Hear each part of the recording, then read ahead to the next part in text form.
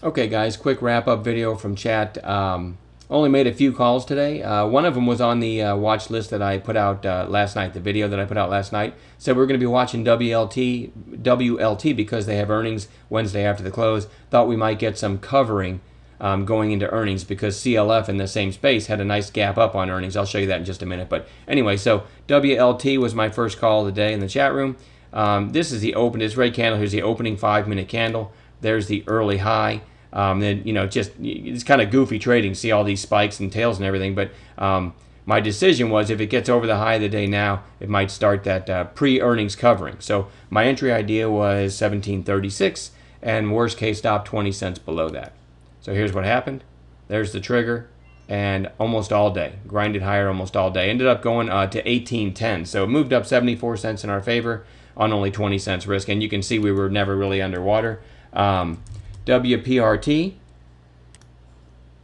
5-minute candles here. You can see that it gapped down. Okay, here is yesterday's close. Here's today's open. So look at that big gap down, and they just bought it right up. I mean, that's a big move there. So that put it on my radar. And then look at this nice little tight flag there.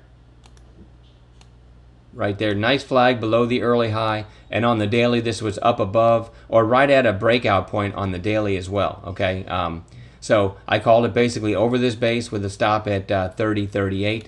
30.54 was the entry, so we're looking at 16 cents risk. There's the trigger. Okay, now look what it does after that. Just chops around, doesn't stop out.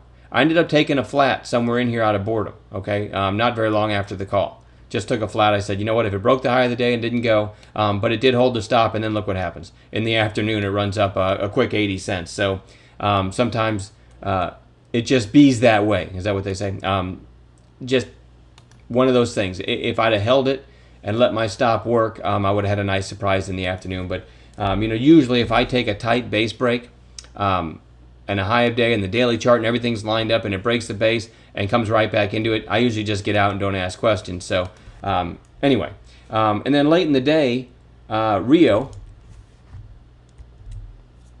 looked like this when I typed in the chat, RIO volume. Okay, see the volume spike here?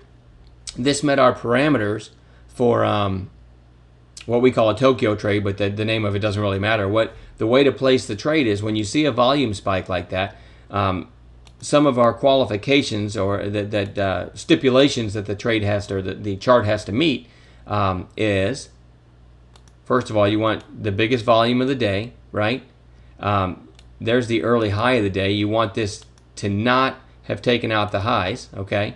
Because otherwise you're chasing a high of day break, and that's never a good thing. So there's the high of the day. So it met our parameters. Volume spike. Oh, you have to have some price movement too. Those are the three parameters. And then you can, it meets all the parameters of what we call a Tokyo trade. How do you play it? On this 5-minute candle.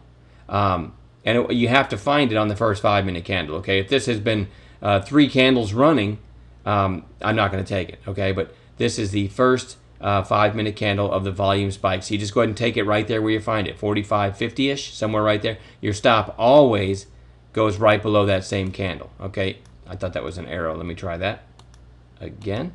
Your stop always goes right below that same candle. So there's not a lot of skill involved in this other than seeing the spike, deciding quickly what the risk is so you know how many shares to buy, and making sure that it meets the parameters. But anyway, Rio certainly did. 45.50, somewhere around there before the candle's complete. Your stop goes below the candle. Let me get all that out of the way now. So your stop 45.50, the stop's at 45.40. So you're risking a dime. I know Dana from chat and a few others thanked me for this one. Even though I just typed RIO volume, they knew what it meant. Okay, it met all the parameters. I didn't use the word Tokyo. But anyway, 45.50, dime stop. Look what happens.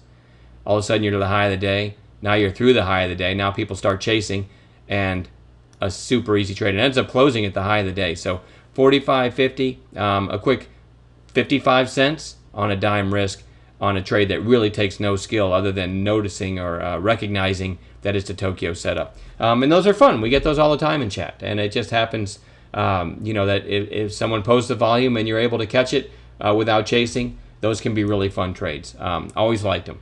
And that was it. I made one other call for the whole day, and it never triggered. I gave a trigger and stop, and it never got to the trigger price, so it was a no trade. Oh, and real quick, I said WLT might do some covering, might see some short covering into earnings. I had a nice trade in this one with the entry here.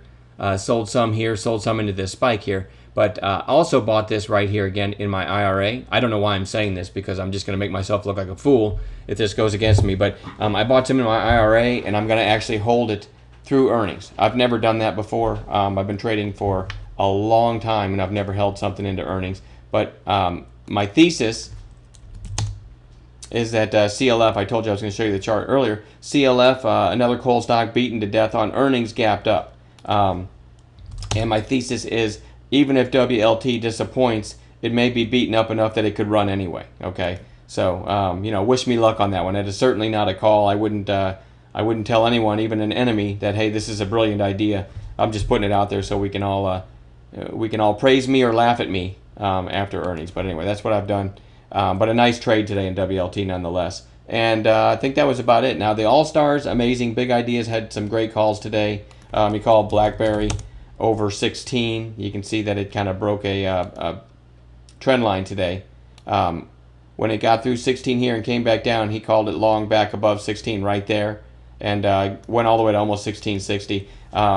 He had a call in CTSH, a short somewhere around here, another great call, and he had several great calls today. I didn't take the time or the liberty to document them all before I made this video, so I don't mean to do a disservice. The other All-Stars making amazing calls as well.